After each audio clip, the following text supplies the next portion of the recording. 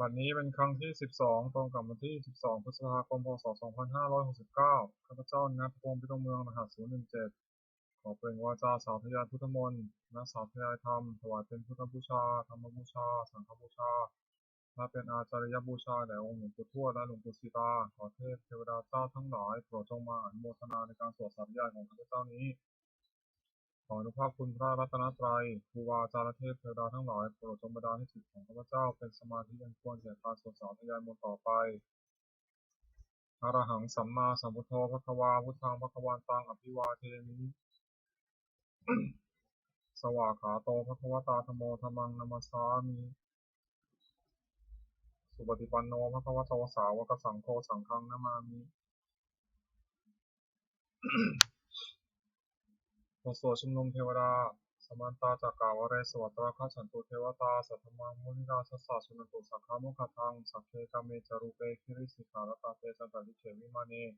ทีเปรเทจักขเมตารุวนาคหเนเคหาวัตถุมิเคเตภูมาจายตุเทวาชาลถาลวิสเมยขากันทัพนาคาติทัตตาสันติเจยังมุนิวารวาจนังสาธโวเมสุนันตุธรรมสวนากาโลอยัมพันตาธรรมสวนากาโลอยัมพันตาธรรมสวนากาโลอยัมพันตาบทสวดนามการสิทธิคาถานะโมตัสสะภะคะวะโตอะระหะโตสัมมาสัมพุทธัสสะนะโมตัสสะภะคะวะโตอะระหะโตสัมมาสัมพุทธัสสะนะโมตัสสะภะคะวะโตอะระหะโตสัมมาสัมพุทธัสสะบทสวดสัจจกิริยาคาถาทัพพิเมสรนังอัญญังพุทโธเมสรนังวรังเอเตนะสัจจวเชนะโสติเมหังตุสัพพทาทัพพิเมสรนังอัญญังพุทโธเมสรนังวรังเอเตนะสัจจวเชนะโสติเมหังตุสัพพทา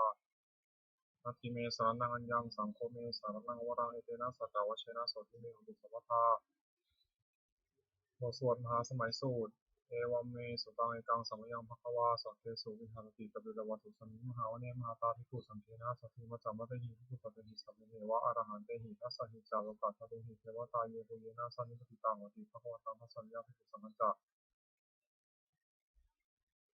นาตโคจตุนังสุทาวาสกายิกานังเทวานังเอตัสโหสียังโคภควาสัพเพสุวิหารติกบิลวัตถุสันนิมหาวเนมหาตาภิกขุสังเกนะสัพพิมัจจามะเตหิภิกขุสัพเพหิสัพเพเนวะอรหันเตหิทัสสะหิจาโลกัสสะตุหิเทวตาเยปุเยนะสันนิปติตังวติภควตังทัสสัญญาภิกขุสัมมัจจะ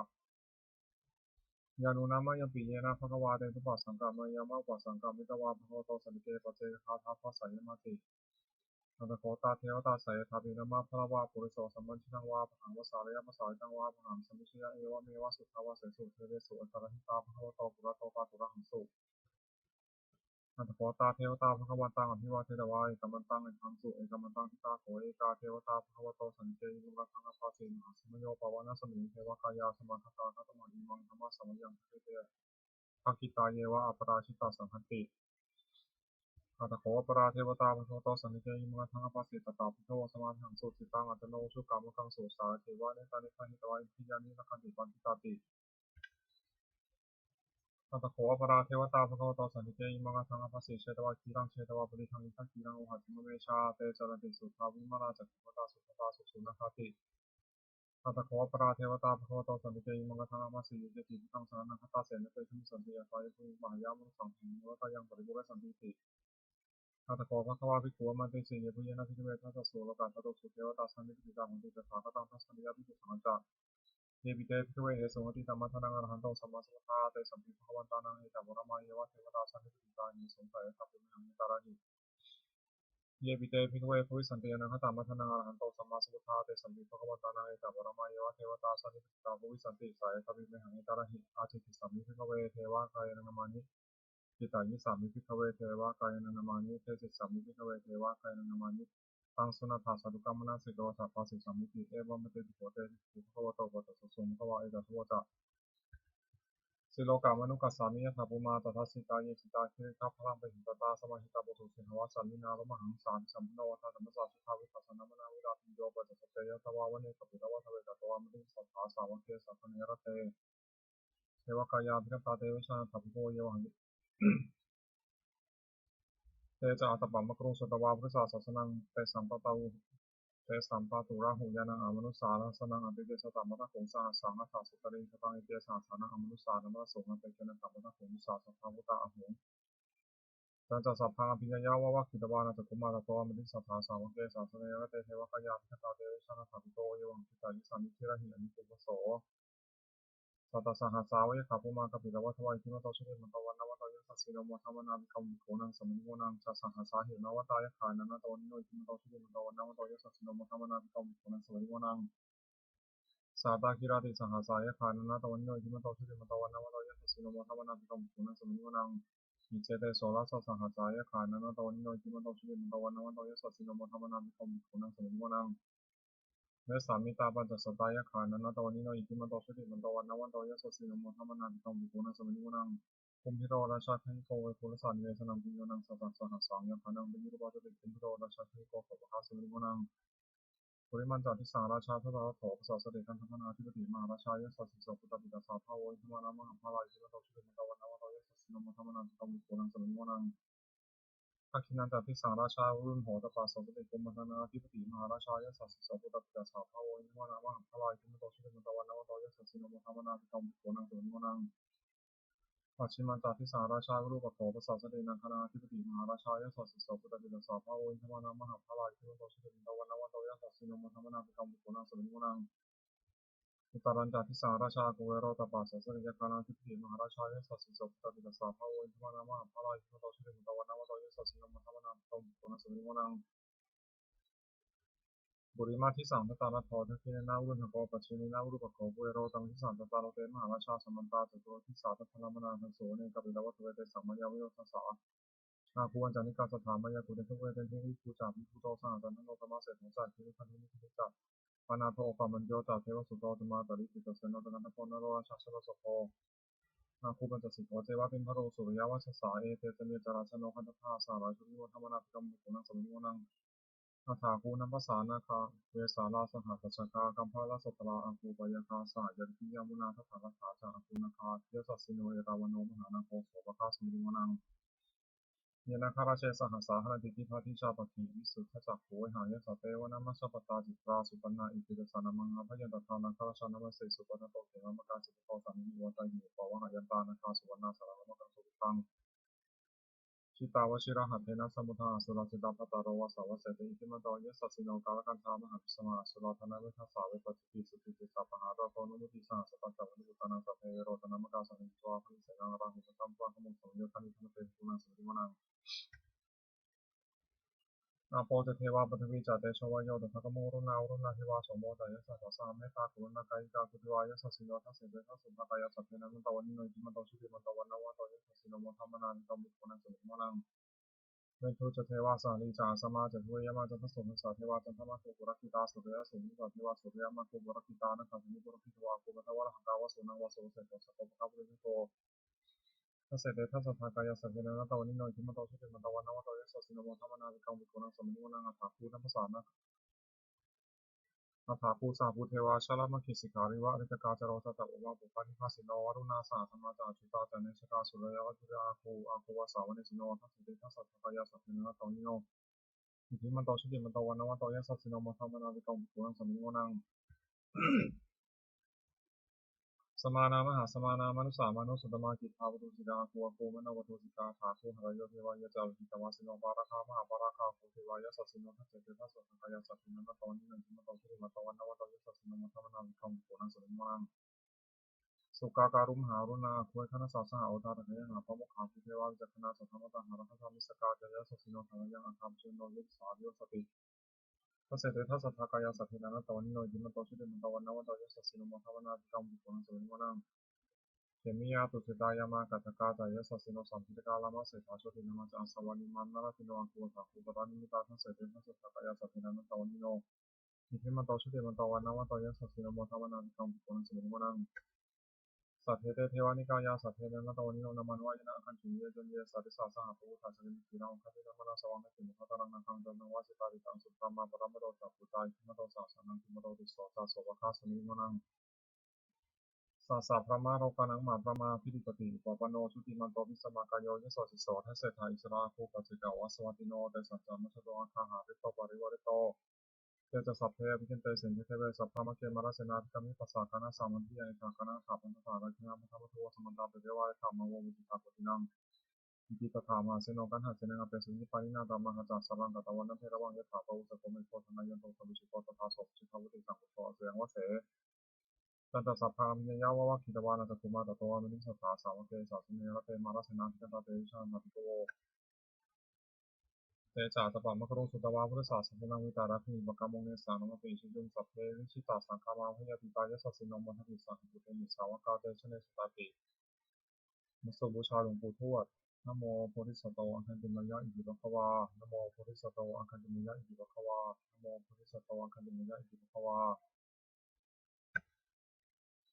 นวโกวาทฉบับประชาชนสมเด็จพระมหาสมณเจ้ากรมพระยาวชิรยานวโรรสธรรมวิภาคทุกกะคือหมวดสองทำมีอุปการะมากสองอย่างหนึ่งสติความรู้ได้สองสัพพัญญาความรู้ตัวทำเป็นโลกบาลคือคุ้มครองโลกสองอย่าง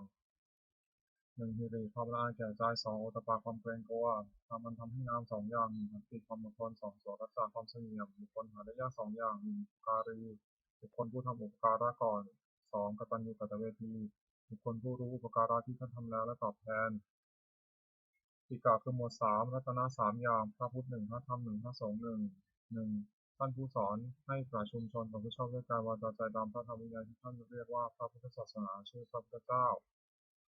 สองพระธรรมวินัยที่เป็นคำสั่งสอนของท่านชื่อพระธรรมสามหมู่ชนที่ฟังคำสอนของท่านแล้วปฏิบัติตามพระธรรมวินัยชื่อพระสงฆ์คุณของรัตนะสามอย่างพระพุทธเจ้ารู้ดีรู้ชอบด้วยพระองค์เองก่อนแล้วสอนผู้อื่นให้รู้ตามด้วยพระธรรมย่อมรักษาผู้ปฏิบัติไม่ให้ตกไปในที่ชั่วพระสงฆ์ปฏิบัติชอบตามคำสอนของพระพุทธเจ้าแล้วสอนผู้อื่นให้กระทำตามด้วยอาการที่พระพุทธเจ้าทรงสั่งสอนสามอย่างหนึ่งทรงสั่งสอนเพื่อจะให้ผู้ฟังรู้ยิ่งเห็นจริงในธรรมที่คนรู้ควรเห็นสองทรงสั่งสอนมีเหตุที่ผู้ฟังอาจตรองตามไม่เห็นจริงได้สามทรงสั่งสอนเป็นอัศจรรย์คือผู้ปฏิบัติตามย่อมได้ประโยชน์โดยสมควรแก่ความปฏิบัติโอวาทของพระพุทธเจ้าสามอย่างหนึ่งเว้นจากทุจริตคือประพฤติชั่วด้วยกายวาจาใจสองประกอบสุจริตคือประพฤติชอบด้วยกายวาจาใจสามทำใจของตนให้หมดจดจากเครื่องเศร้าหมองใจมีโรคโกรธหลงเป็นต้นทุจริตสามอย่างหนึ่งประพฤติชั่วด้วยกายเรียกกายทุจริตสองประพฤติชั่วด้วยวาจาเรียกวจีทุจริตสามประพฤติชั่วด้วยใจเรียกมโนทุจริตกายทุจริตสามอย่างฆ่าสัตว์หนึ่งลักช่อหนึ่งประพฤติผิดในกามหนึ่งวจีทุจริตสี่อย่างพูดเท็จหนึ่งพูดส่อเสียดหนึ่งพูดคำหยาบหนึ่งพูดเพ้อเจ้อหนึ่งมโนทุจริตสามอย่างโลภอยากได้ของเขาหนึ่งมีบาทปองร้ายเขาหนึ่งจักความทำหนึ่งทุจริตสามอย่างนี้เป็นสิ่งที่ควรทำควรจะละเสียสุจริตสามอย่างหนึ่งประพฤติชอบด้วยกายเรียกกายสุจริตสองประพฤติชอบด้วยวาจาเรียกวจีสุจริตสามประพฤติชอบด้วยใจเรียกมโนสุจริตกายสุจริตสามอย่างเว้นจากฆ่าสัตว์หนึ่งเว้นจากลักช่อหนึ่งเว้นจากประพฤติผิดในกามหนึ่งวจีสุจริตสี่อย่างเว้นจากผู้เท็จหนึ่งเว้นจากผู้ส่อเสียดหนึ่งเว้นจากผู้คำหยาบหนึ่งเว้นจากผู้เพ้อเจ้อหนึ่งมโนสุจริตสามอย่างไม่โลภอยากได้ของเขาหนึ่งไม่พิจารณาวางร้ายเขาหนึ่งชอบตามกองทำหนึ่งสุจริตสามอย่างนี้คือควรทำควรประพฤติกุศลมูลสามอย่างร่างเงาของอกุศลเรียกอกุศลมูลมีสามอย่างคือโลภะอยากได้หนึ่งโทสะที่ประทุษร้ายสองหนึ่งโมหะหลงไม่รู้จริงหนึ่งเมื่ออกุศลมูลเหล่านี้โลภะโทสะโมหะก็ดีมีอยู่แล้วอกุศลอื่นที่ไม่เกิดขึ้นก็เกิดขึ้นที่เกิดขึ้นแล้วก็เจริญมากขึ้นอย่างนั้นควรละเสียอกุศลมูลสามกุศลมูลสามอย่างร่างเงาของกุศลเรียกกุศลมูลมีสามอย่างคืออโลภะไม่อยากได้หนึ่งอโทสะไม่คิดประทุษร้ายเขาหนึ่งอโมหะไม่หลงหนึ่งถ้ากุศลมูลถ้ากุศลมูลเหล่านี้มีอยู่ ถ้ากุศลมูลเหล่านี้อโลภะโทสะอโมหะก็ดีมีอยู่แล้วกุศลอื่นที่ไม่เกิดขึ้นก็เกิดขึ้นที่เกิดแล้วก็จะเริญมากขึ้นเหตุนั้นควรมีให้เกิดในสันดานสัพพุริสบัญญัติข้อคือข้อที่สัตบุรุษตั้งไว้สามอย่างทานสละสิ่งของของตนเพื่อเป็นประโยชน์แก่ผู้อื่นสองประพฤติชาติถือบวชเป็นอุบายเว้นจากการเบียดเบียนกันและกันสามมาตาปิตุปฐานปฏิบัติมารดาบิดาของตนให้เป็นสุขปัญญกปฏิปทาคือปฏิบัติไม่ผิดสามอย่างหนึ่งอิทธิสังวรสัมโพธิสีหกคือตาหูจมูกลิ้นกายใจไม่ให้ยินร้ายในเวลาเห็นรูปฟังเสียงดนตรีลิ้มรสต้องโผฏฐัพพะรู้ธรรมอารมณ์ด้วยใจสองโภชเนมตัญญตารู้จักประมาณในการกินอาหารแต่พอสมควรไม่มากไม่น้อยสามชาติยานิโยกประกอบความเพียรเพื่อจะชำระใจให้หมดจดไม่เห็นแก่น้อยมากนักบุญกิริยาวัตถุสามอย่างสิ่งเป็นที่ตั้งแห่งการบำเพ็ญบุญเรียกบุญกิริยาวัตถุโดยย่อมมีสามอย่างหนึ่งทานามัยบุญสำเร็จด้วยการบริจาคทานสองศีลนามัยบุญสำเร็จด้วยการรักษาศีลสามภาวนามัยบุญสำเร็จด้วยการเจริญภาวนา สามัญลักษณะสามอย่างลักษณะที่เสมอกันแก่สังขารทั้งปวงเรียกสามัญลักษณะไตรลักษณ์ก็เรียกแจกเป็นสามอย่างหนึ่งอนิจจตาความเป็นของไม่เที่ยงสองทุกขตาความเป็นทุกข์สามอนัตตาความเป็นของไม่ใช่ตนจตุกะคือหมวดสี่วุฒิคือธรรมเป็นเครื่องเจริญสี่อย่างหนึ่งสัพพุริสังเสวะพบท่านผู้ประพฤติชอบด้วยกายวาจาใจที่เรียกว่าสัตบุรุษสองสัทธรรมสวนะฟังคำสอนฟังคำสั่งสอนของท่านโดยเคารพสามโยนิโสมนสิการถือตองให้รู้จักสิ่งดีหรือชั่วโดยอุบายที่ชอบสี่ธรรมานุธรรมปฏิปติประพฤติธรรมตามประพฤติธรรมสมควรแก่ธรรมซึ่งได้ตรองเห็นแล้วจักสี่หนึ่งปฏิรูปาทิสาวาสาอยู่ในประเทศสมควรสองสัพพุริสุปัสสยะครบสัตบุรุษสามอัตตาสัมมาปณิทิตั้งตนไม่ชอบสี่ปุเพกตปิยตาความเป็นผู้ได้ทำความดีไว้ในปางก่อนทำสิ่งอย่างนี้จุดล้อรถนำไปสู่ความเจริญอคติสี่หนึ่งลำเอียงเพราะรักใคร่การเรียกฉันทาคติสองลำเอียงเพราะไม่ชอบการเรียกโทสะคติสามลำเอียงเพราะเขาเรียกโมหคติสี่ลำเอียงเพราะกลัวเรียกพยาคติอคติสี่ประการนี้ไม่ควรประพฤติอันตรายของภิกษุสามเณรผู้บวชใหม่สี่อย่างหนึ่งอดทนต่อคำสอนไม่ได้คือเบื่อต่อคำสั่งสอนที่จะทำตามสองเป็นคนหิวแก่ปากแก่ท้องทนความอดอยากไม่ได้สามเพลิดเพลินในกามคุณพยายามอยากได้สุขยิ่งขึ้นไปสี่รักผู้หญิงภิกษุสามเณรผู้หวังความเจริญแก่ตนควรระวังอย่าให้อันตรายสี่อย่างนี้มีได้ประธานคือความเพียรสี่อย่างหนึ่งสังวรประธานเพียรระวังไม่ให้เกิดบาปเพียรระวังไม่ให้บาปเกิดขึ้นในสันดานสองปหานประธานเพียรละบาปที่เกิดขึ้นแล้วสามภาวนาประธานเพียรให้กุศลเกิดขึ้นในสันดานสี่อนุรักษณาประธานเพียรรักษากุศลที่เกิดขึ้นแล้วไม่ให้เสื่อมความเพียรสี่อย่างนี้เป็นความเพียรชอบควรประกอบให้มีในตนอธิษฐานธรรมคือธรรมที่ควรตั้งใจไว้ธรรมที่ควรตั้งไว้ในใจสี่อย่างหนึ่งปัญญารอบรู้สิ่งที่ควรรู้สองสัจจะความจริงคือประพฤติสิ่งใดก็ให้ได้จริงสามสาคะสละสิ่งที่เป็นข้าศึกแก่ความจริงใจสี่อุปสมะสงบใจจากสิ่งที่เป็นข้าศึกแก่ความสงบอิทธิบาทคือคุณเครื่องให้สำเร็จความประสงค์สี่อย่างหนึ่งฉันทะพอใจรักใคร่ในสิ่งนั้นสองวิริยะจึงประกอบสิ่งนั้นสามจิตตะพอใจฝักใฝ่ในสิ่งนั้นไม่วางธุระสี่วิมังสามัจจิตองพิจารณาเหตุผลในสิ่งนั้นคุณสี่อย่างนี้มีบริบูรณ์แล้วชักนำบุคคลให้ถึงสิ่งที่ต้องประสงค์ซึ่งไม่เหลือวิสัยควรทำความไม่ประมาทในที่สี่สถานหนึ่งในการละกายทุจริตประพฤติกายสุจริตสองในการละวจีทุจริตประพฤติวจีสุจริตสามในการละมโนทุจริตประพฤติมโนสุจริตสี่ในการละความเห็นผิดทำความเห็นให้ถูกอีกอย่างหนึ่งระวังใจไม่ให้กำหนัดในอารมณ์เป็นที่ตั้งแห่งความกำหนัดสองระวังใจไม่ให้ขัดเคืองในอารมณ์เป็นที่ตั้งแห่งความขัดเคืองสามระวังใจไม่ให้หลงในอารมณ์เป็นที่ตั้งแห่งความหลงสี่ระวังใจไม่ให้มัวเมาในอารมณ์เป็นที่ตั้งแห่งความมัวเมาปาริสุทธิศีลสี่ปาติโมกขสังวรสำรวมในพระปาติโมกข์เว้นข้อที่พระพุทธเจ้าห้ามทำตามข้อที่พระองค์อนุญาต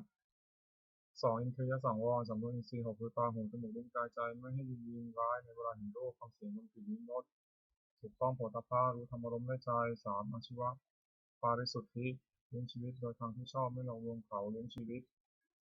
สี่ปัจจยปัจจเวคขณะพิจารณาเสียก่อนจึงบริโภคปัจจัยสี่คือจีวรบิณฑบาตเสนาสนะและเภสัชไม่บริโภคด้วยตัณหาอารักขกรรมฐานสี่พุทธานุสติระลึกถึงคุณพระพุทธเจ้าที่มีในพระองค์และทรงเกื้อกูลแก่ผู้อื่นสองเมตตาแผ่เมตตาจิตที่จะให้สัตว์ทั้งปวงไปสุขทั่วหน้าสามอสุภะพิจารณาร่างกายโดยตนและผู้อื่นให้เห็นเป็นไม่งามสี่มรณสตินึกถึงความตายอันจะมีแก่ตนกรรมฐานสี่อย่างนี้ควรเจริญเป็นนิจโอวิหารสี่เมตตาความรักใคร่ปรารถนาจะให้เป็นสุขสองกรุณาความสงสารที่จะช่วยให้พ้นทุกข์สามมุทิตาความพอยินดีเมื่อผู้อื่นได้ดีสี่อุเบกขาความวางเฉยไม่ดีใจไม่เสียใจเมื่อผู้อื่นถึงความวิบัติสี่อย่างนี้เป็นคุณเครื่องอยู่ของท่านผู้ใหญ่สติปัฏฐานสี่กายานุปัสสนาสองเวทนานุปัสสนาสามจิตานุปัสสนาสี่ธรรมานุปัสสนาสติกำหนดพิจารณากายเป็นอารมณ์ว่ากายนี้สักว่ากายไม่ใช่สัตว์บุคคลตัวตนเราเขาเรียกกายานุปัสสนาสติกำหนดพิจารณาเวทนาคือสุขทุกข์และไม่ทุกข์ไม่สุขเป็นอารมณ์ว่าเวทนานี้ก็สักเวทนาไม่ใช่สัตว์บุคคลตัวตนเราเขาเรียกเวทนานุปัสสนาสติกำหนดพิจารณาใจที่เศร้าหมองหรือของแท้เป็นอารมณ์ว่าใจนี้ก็สักว่าใจไม่ใช่สัตว์บุคคลตัวตนเราเขาเรียกจิตตานุปัสสนา สติกำหนดพิจารณาธรรมที่เป็นกุศลหรืออกุศลที่ต้องเกิดกับใจเป็นอารมณ์ว่าธรรมนี้ก็สัตว์ธรรมไม่ใช่สัตว์บุคคลตัวตนเราเขาเรียกธรรมานุปัสสนาธาตุกรรมฐานสี่ธาตุสี่คือธาตุดินเรียกปฐวีธาตุธาตุน้ำเรียกอาโปธาตุธาตุไฟเรียกเตโชธาตุธาตุลมเรียกวายุธาตุธาตุอันใดมีลักษณะแข็งแข็งธาตุนั้นเป็นปฐวีธาตุปฐวีธาตุนั้นที่เป็นภายในคือผมขนเล็บฟันหนังเนื้อเอ็นกระดูกเยื่อในกระดูกม้ามหัวใจตับผืดไตปอดไส้ใหญ่ไส้น้อยอาหารใหม่อาหารเก่าธาตุอันมีลักษณะเอิบอาบธาตุนั้นเป็นอาโปธาตุอาโปธาตุนั้นที่เป็นภายในคือดีเสลดหนองเลือดเหงื่อมันข้นน้ำตาเหลวมันน้ำลายน้ำมูกไขข้อมูดธาตุอันมีลักษณะร้อนธาตุนั้นเป็นเตโชธาตุเตโชธาตุนั้นที่เป็นภายในคือไฟที่ยังการให้อบอุ่นไฟที่ยังการให้สุดโทรมไฟที่ยังการให้โกรนกล่าววายไฟที่เผาอาหารให้ย่อยธาตุอันใดมีลักษณะพัดไปพัดมาธาตุนั้นเป็นวายโยธาตุวายโยธาตุนั้นที่เป็นภายในคือลมพัดขึ้นเบื้องบนลมพัดลมเบื้องต่ำลมในท้องลมในไส้ลมหายใจตามตัวลมหายใจความกำหนดพิจารณากายนี้ให้เห็นว่าเป็นแต่เพียงธาตุสี่คือดินน้ำไฟลมประชุมกันอยู่ไม่ใช่เราไม่ใช่ของเราเรียกธาตุกรรมฐานอริยสัจสี่หนึ่งทุกข์สองสมุทัยคือเหตุให้ทุกข์เกิดสามนิโรธคือความดับทุกข์สี่มรรคคือข้อปฏิบัติให้ถึงความดับทุกข์ความไม่สบายกายไม่สบายใจไม่ชื่อว่าทุกข์เพราะเป็นของทนได้ยากปัญหาคือความทะยานอยากไม่ชื่อว่าสมุทัยเพราะเป็นเหตุให้ทุกข์เกิดปัญหานั้นมีประเภทเป็นสามคือตัณหาความอยากในอารมณ์ที่น่ารักใคร่เรียกว่ากามตัณหาอย่างหนึ่งตัณหาความอยากเป็นโน่นเป็นนี่เรียกภาวะตัณหาอย่างหนึ่งความตัณหาความอยากไม่เป็นโน่นเป็นนี่เรียกวิภาวะตัณหาอย่างหนึ่ง ความดับตัณหาได้สิ้นเชิงทุกข์ดับไปหมดได้ชื่อว่านิโรธเพราะเป็นความดับทุกข์ปัญญาเห็นชอบว่าสิ่งนี้ทุกข์สิ่งนี้เหตุที่ทุกข์เกิดสิ่งนี้ทางให้ถึงความดับทุกข์ได้ชื่อว่ามรรคเพราะเป็นข้อปฏิบัติให้ถึงความดับทุกข์มรรคนั้นมีองค์8ประการคือปัญญาเห็นชอบหนึ่งดำริชอบหนึ่งเจรจาชอบหนึ่งทำการงานชอบหนึ่งมีชีวิตชอบหนึ่งทำความเพียรหนึ่งตั้งสติชอบหนึ่งตั้งใจชอบหนึ่ง ปัญจกะคือหมวดห้าอนันตริยกรรมห้าหนึ่งมาตุฆาตฆ่ามารดาสองปิตุฆาตฆ่าบิดาสามอาหารตฆาตฆ่าพระอรหันต์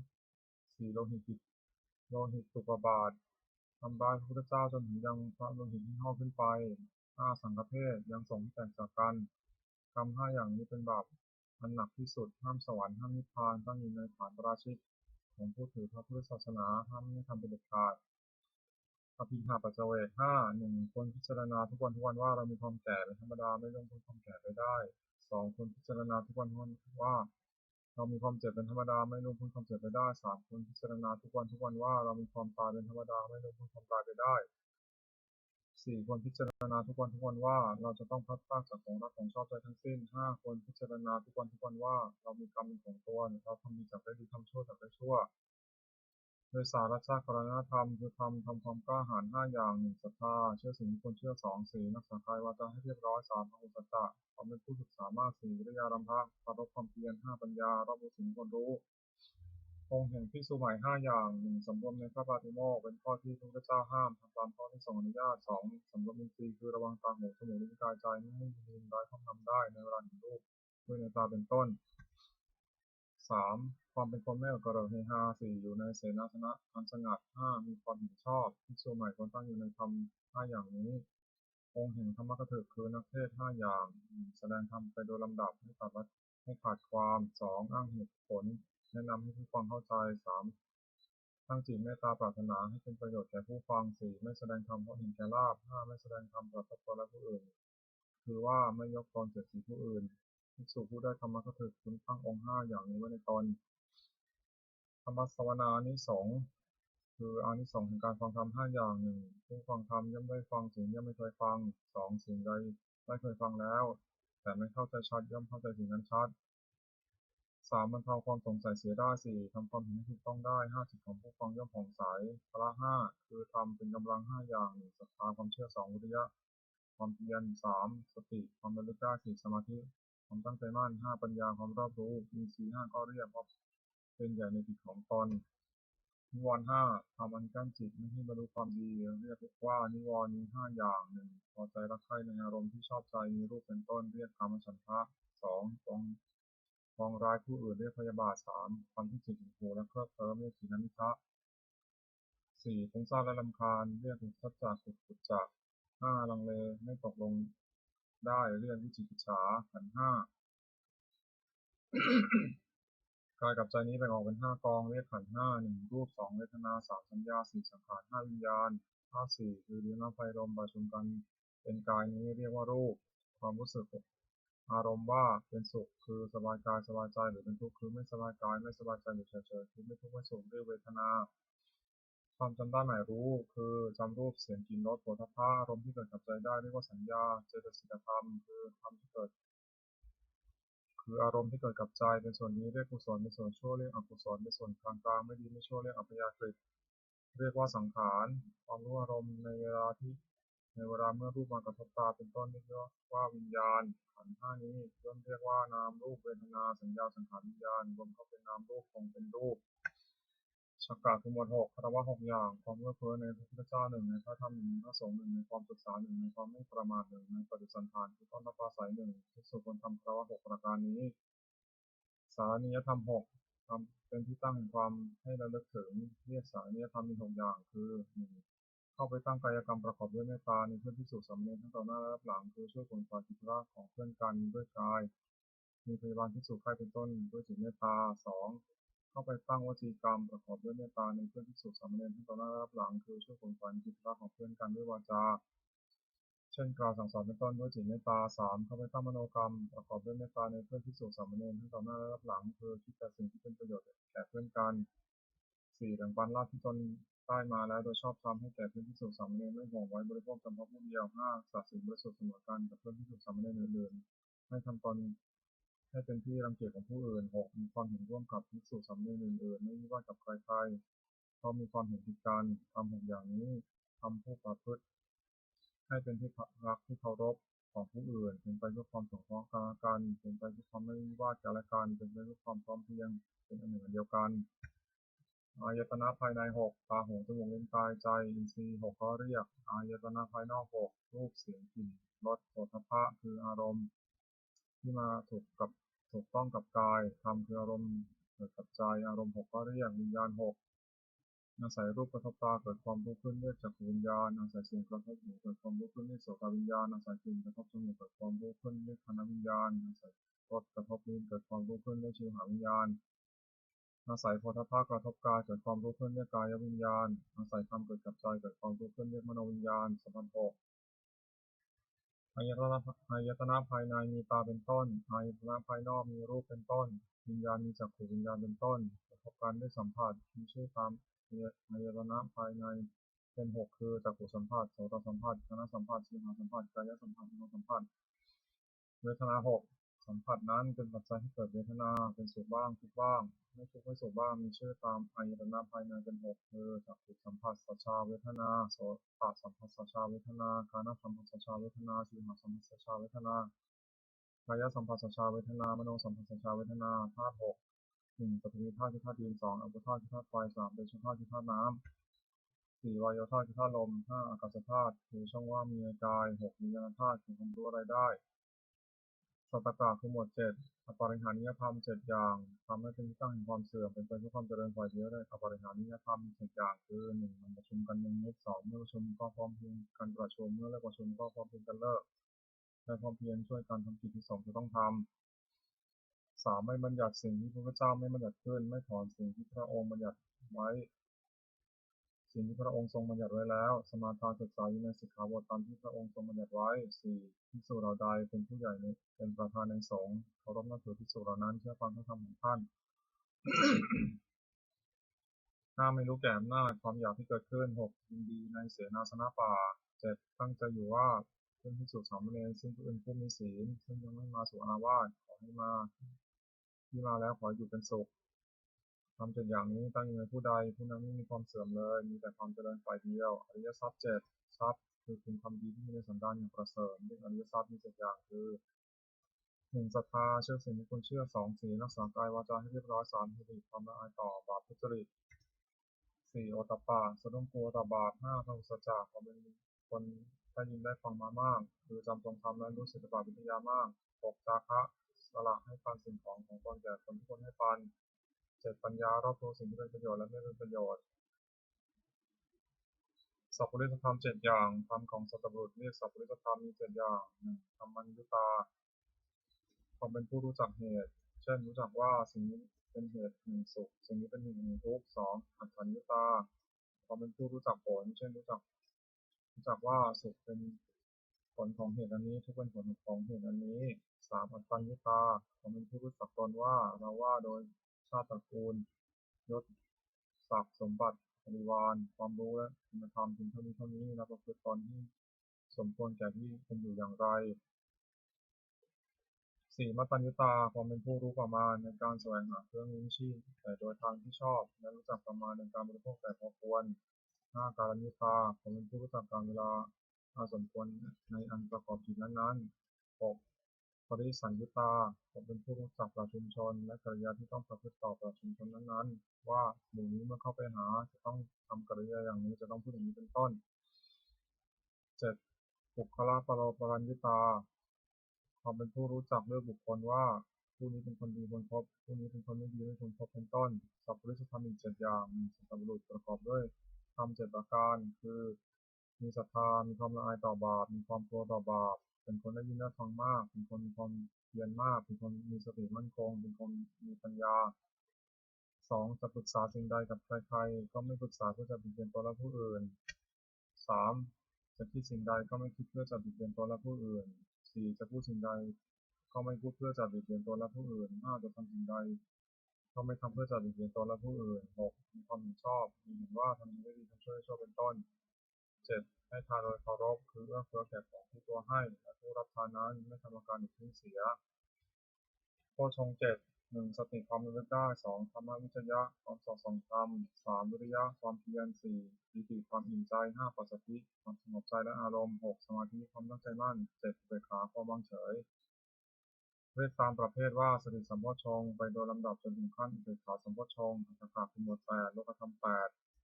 ธรรมที่ครอบงำสัตว์โลกอยู่และสัตว์โลกย่อมเป็นไปตามธรรมนั้นเรียกว่าโลกธรรมโลกธรรมนั้นมีแปดอย่างคือมีลาภหนึ่งไม่มีลาภหนึ่งมียศหนึ่งไม่มียศหนึ่งมีพาหนึ่งสรรเสริญหนึ่งสุขหนึ่งทุกข์หนึ่ง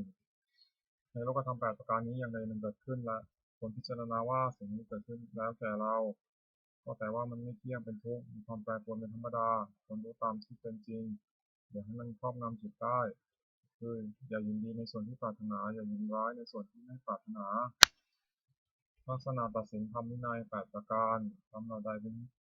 ป็นไปเพื่อความกำหนัดย้อมใจหนึ่งเป็นไปเพื่อความประกอบทุกหนึ่งเป็นไปเพื่อความสะสมความกิเลสหนึ่งเป็นไปเพื่อความอยากใหญ่หนึ่งเป็นไปเพื่อความไม่สันโดษยินดีด้วยของมีอยู่คือมีนี่แล้วอยากได้นั่นหนึ่งเป็นไปเพื่อความทุกข์ทีด้วยหมู่คณะหนึ่งเป็นไปเพื่อความเกลียดคร้านหนึ่งเป็นไปเพื่อความยุ่งยากหนึ่งทำเหล่านี้พึงรู้ไว้ไม่ใช่ธรรมไม่ใช่วินัยไม่ใช่คำสั่งสอนของพระศาสดา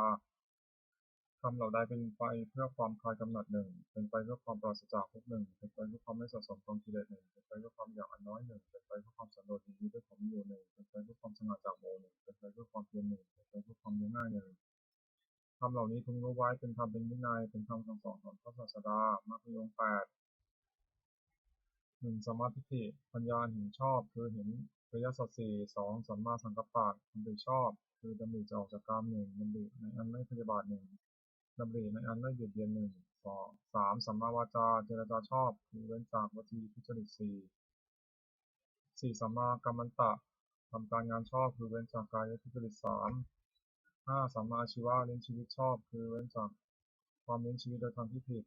หกสัมมาวายามะเพียรชอบคือเพียรในที่สี่สถาน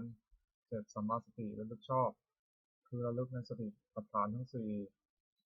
แปดสัมมาสมาธิตั้งใจไว้ชอบคือเจริญฌานทั้งสี่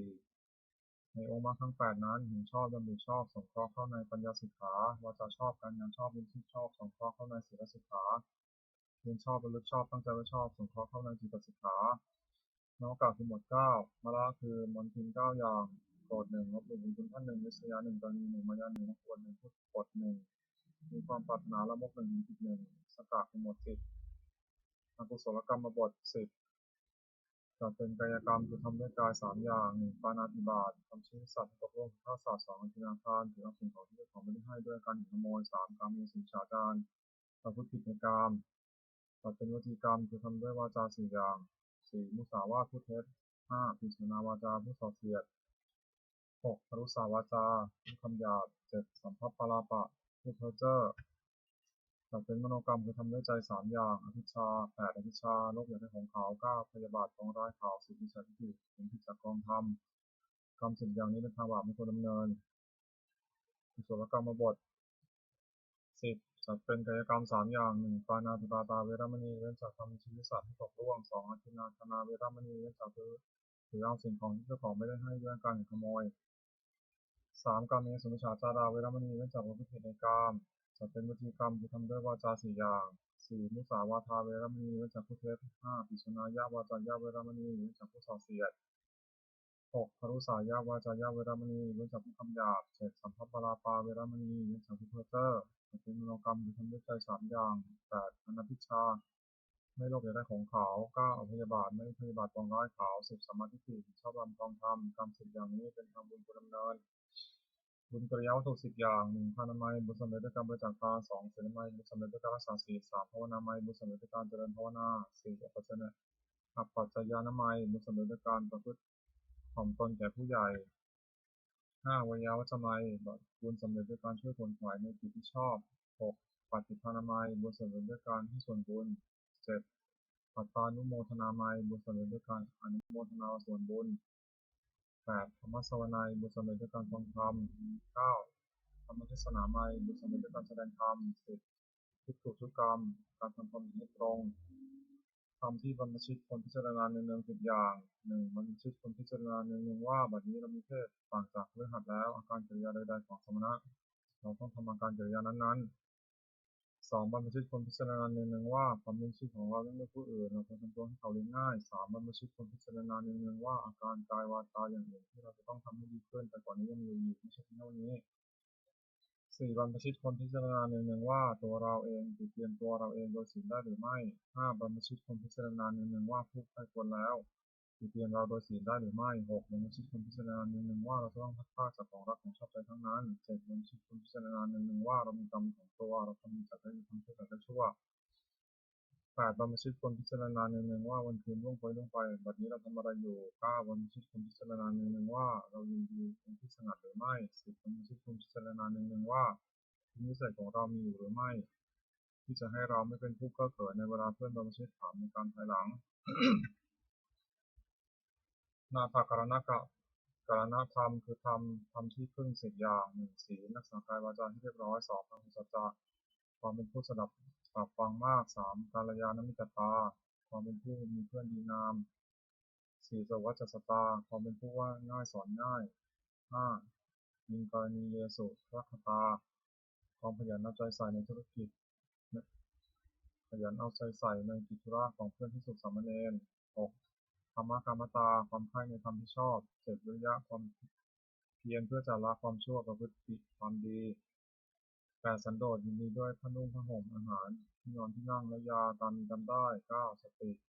ทำการที่ทำได้และคำพูดที่พูดแล้วแม้นานได้10ปัญญารอบรู้ในกองสังขารความจริงความเป็นจริงอย่างไรคาถาวัตถุคือถ้อยคำที่ควรพูด10อย่าง1อภิชฌกถาถ้อยคำที่ชักนำให้มีความปรารถนาน้อย2สันตุติกถาถ้อยคำที่ชักนำให้สันโดษยินดี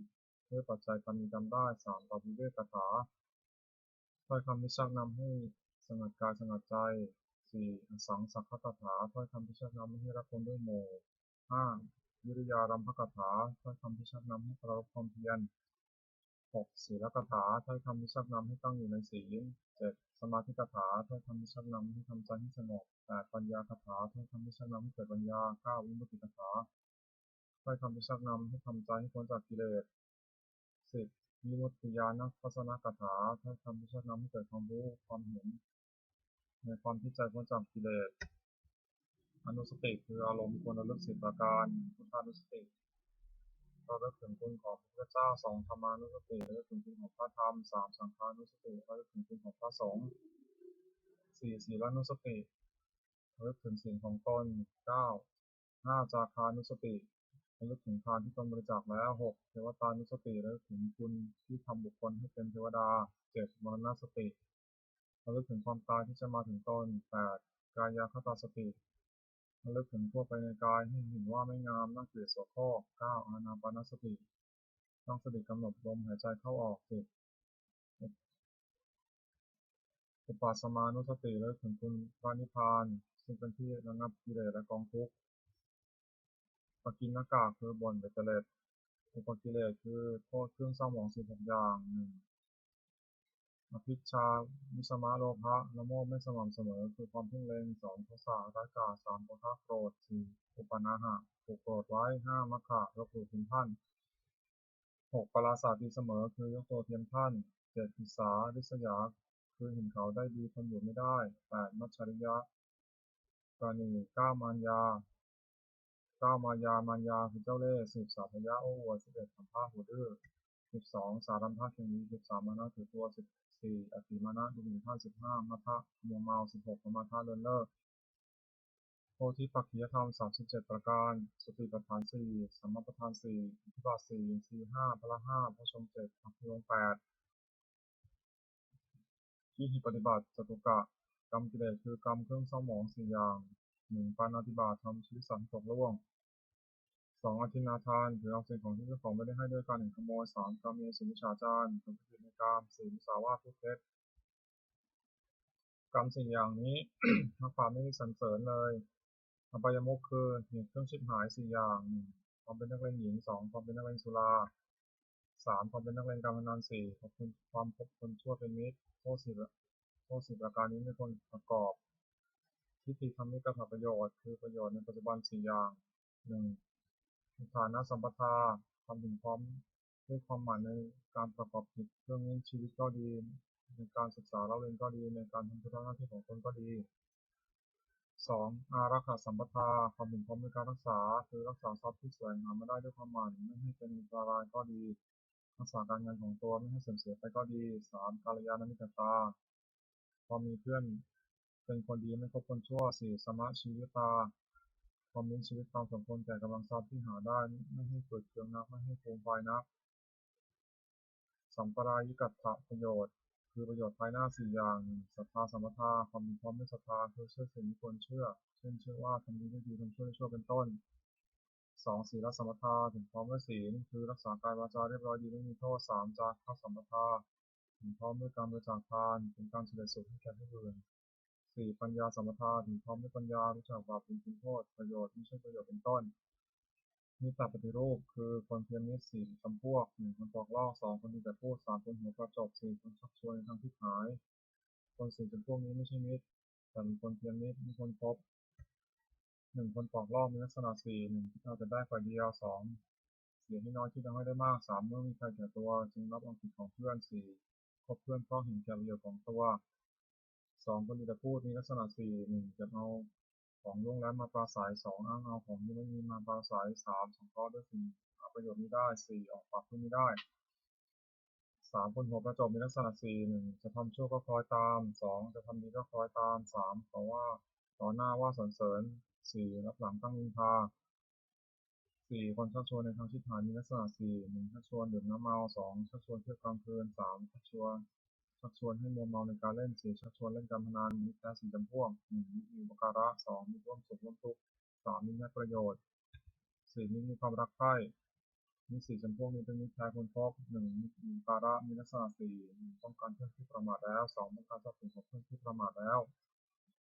3เมื่อมีภัยเป็นที่พึ่งพำนักได้4เมื่อมีธุระช่วยออกทรัพย์ที่เกินกว่าที่ออกปาก2มีร่วมสุขร่วมทุกข์มีลักษณะ4 1ขยายความลับของตนแก่เพื่อน2ปิดความลับของเพื่อนไม่ให้แพร่งพราย3ไม่ละทิ้งยำวิบัติ4แม้ชีวิตต้องเอาสละแทนได้3มีแง่ประโยชน์มีลักษณะ4 1ห้ามไม่ให้ทำความชั่ว2แนะนำให้ตั้งอยู่ในความดี3ให้ฟังในสิ่งที่ไม่เคยฟัง4บอกทางสวรรค์ให้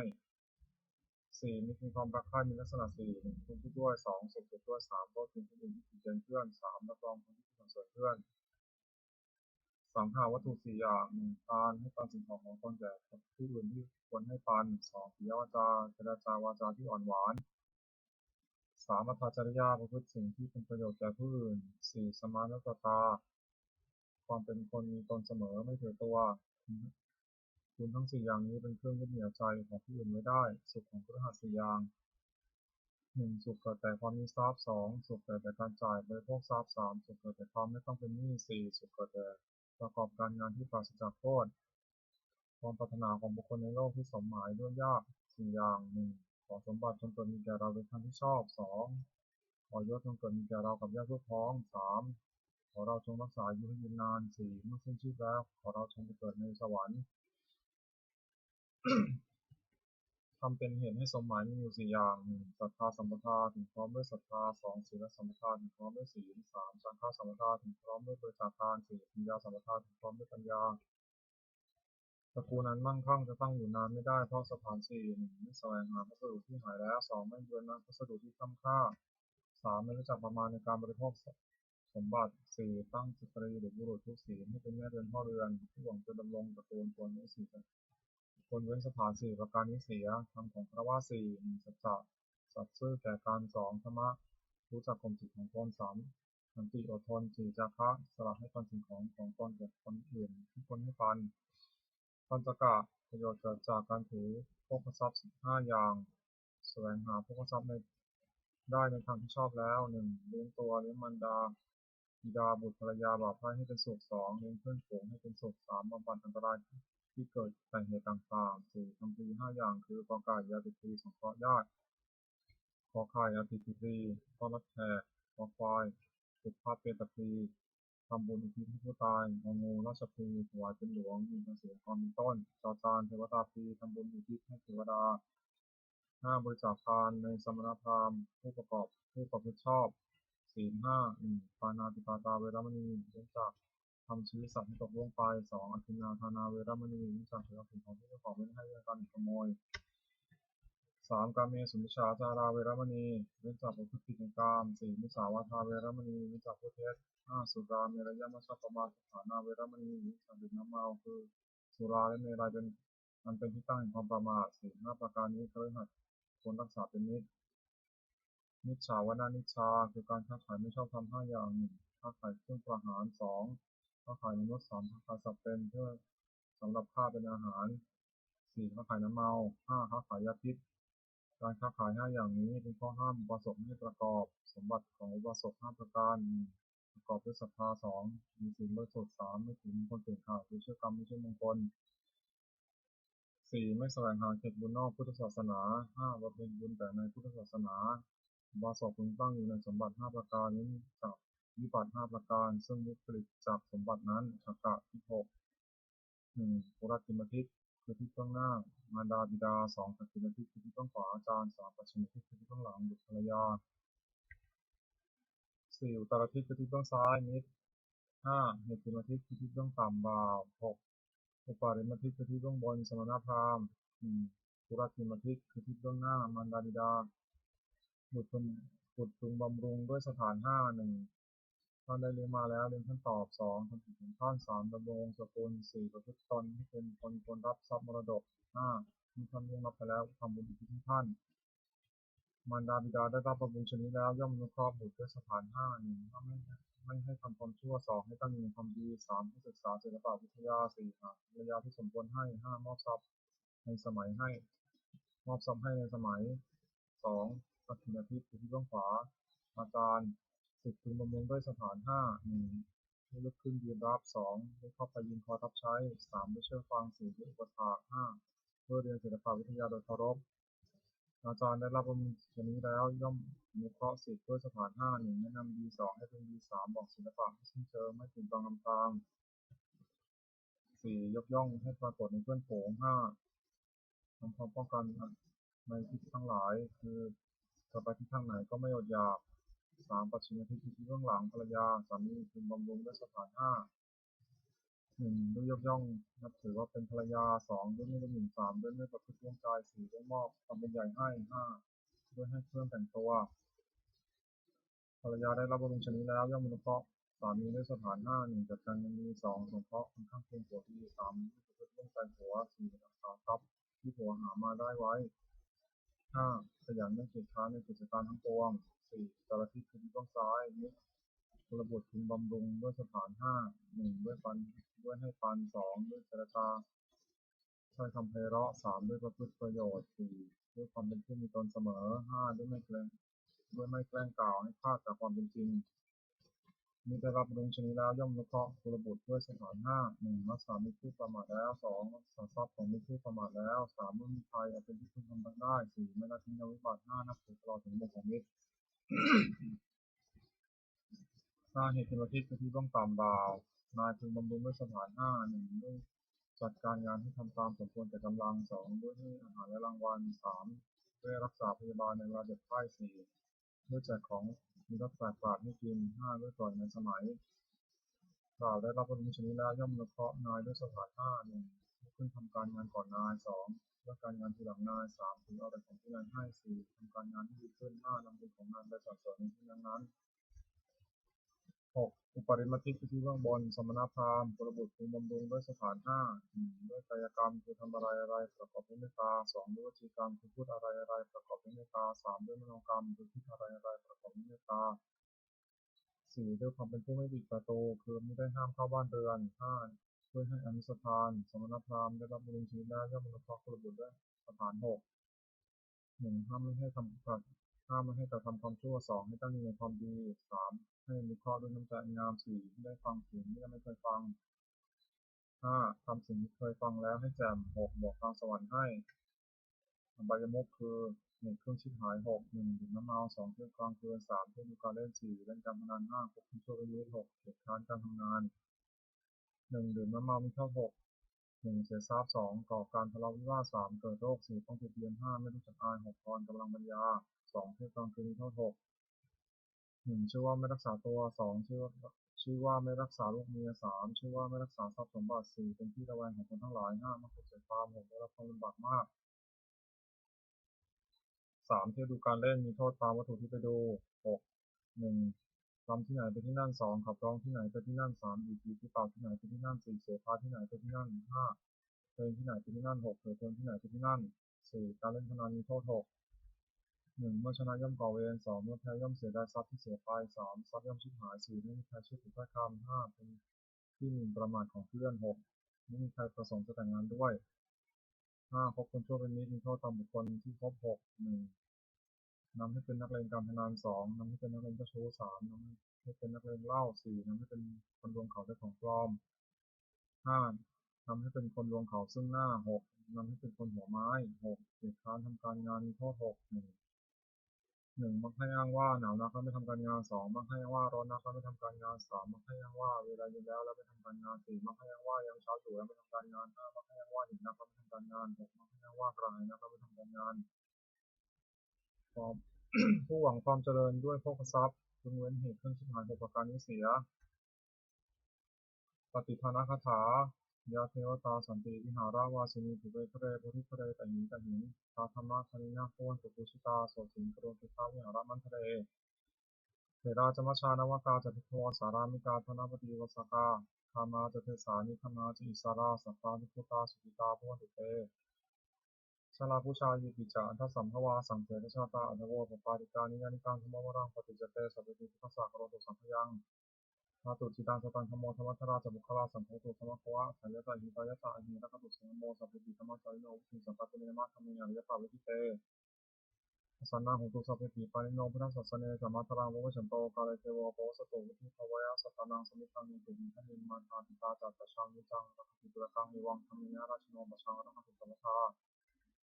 เทวตาอุโยชนะคาถาทุกขปตาติทุกขาเพียปตาติพิยาโสขปตาติโสกาหุตุสัพพิญาณิโนเอตาวตาจันทิสัมมตังพุทธสัมมตังสัพเพเทวานิโมติโตสัพพะสัพพิยาทานังทัพพันตุสัพพยาเสรังปัคตุสัพพตาภาวนาพิรตังตุขันตุเทวตาคาถาสมังคนคาถาโหตุสัพพังสมังคารังรักตุสัพพเทวตาสัพพุทธานุภาเวนะโสติมุตุนิรันตรัง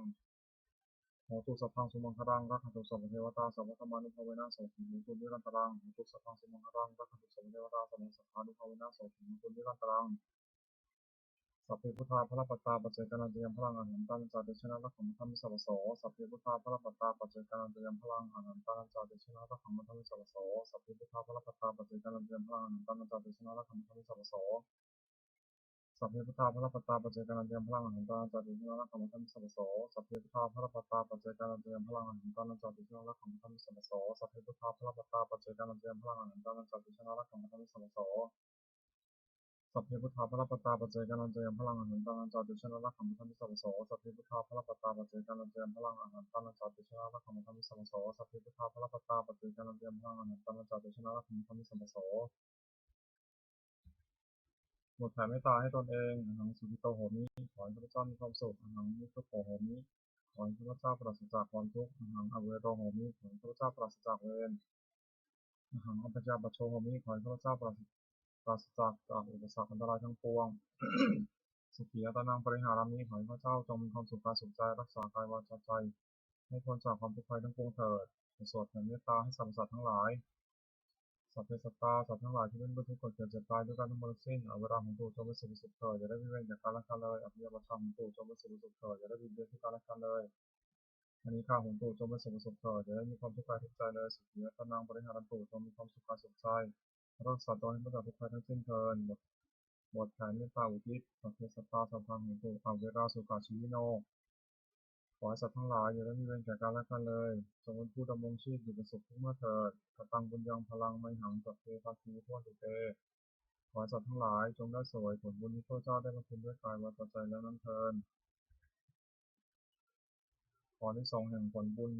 กุศลนี้จงเป็นสัพพะสิริมงคลแก่พระเจ้าให้แคล้วคลาดปลอดภัยจากทุกโศกโรคภัยอันตรายทั้งปวงที่มีแหล่งรายได้สุจริตมั่นคงเป็นสัมมาอาชีพชอบธรรมคำว่าไม่มีอดอยากยากจนขอจะได้มีแก่พระเจ้าขอให้พระเจ้ามีสัมมาทิฏฐิตั้งมั่นในพระธรรมคำสอนมีองค์สมเด็จสัมมาสัมพุทธเจ้าดำรงอยู่ในความดีงามตลอดกาลนานอีกทั้งขอเทพเทวดาทั้งหลายผู้ได้อนุโมทนาสาธุการในบุญกุศลนี้ขอประสิทธิ์ประสาทขอน้อมส่งอนุภาพแห่งมงคลไปสู่วัตถุมงคลเดชผู้พูดยอดเศรษฐีวันมหายานหนุตุศิลารวมถึงวัตถุมงคลทั้งปวงที่สามสิ่งอมุเลตที่จะสร้างขึ้นให้เปลี่ยนด้วยพุทธานุภาพเทวานุภาพและนิพพานุภาพบนศักดิ์สิทธิ์นวลผลให้มีสิริมงคลแก่ผู้ครอบครองและบูชาทุกประการเทิน